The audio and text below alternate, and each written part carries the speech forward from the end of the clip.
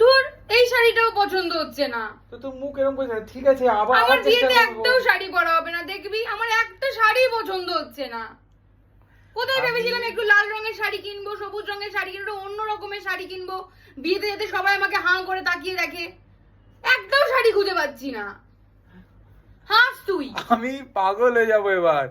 কলকাতার প্রায় অর্ধেক ঘুরে ফেলেছি ওকে নিয়ে, শুধু বিয়ের শাড়ি ওর নাকি পছন্দ হচ্ছে না করে করে অনলাইনে অর্ডার করেছে, একে দেখিয়েছে নাকি একটা, এটা আরেক রকম এসছে, এখন এটাও রিটার্ন দেবে। আমি আর পারছি না সিরিয়াসলি। আমি শুধু তোমাদের কাছে এই জন্য এই ভিডিওটা করা, যে তোমাদের যদি কারো চেনা জানা এরকম কোনো দোকান বা তোমাদের মনে হয় যে যেখানে ভালো কালেকশন পাওয়া যাবে, প্লিজ সাজেস্ট করো। আমি চাই প্লিজ সাজেস্ট করো তোমরা, যাতে দেখো মুখটা করে একে যেন অন্তত পছন্দসই শাড়ি আমি নিয়ে আসতে পারি। জাস্ট আমি আর পারছি না, আমি কোথায় একটু যেতে হবে। সুন্দর দেখে, যাতে লোকে আমাকে প্রশংসা করে সেই দিনে, যাতে লোকে বলে যে ও মা কি সুন্দর কুটু লাগছে দেখতে, এরকম যেন কি বলে। লাগছে?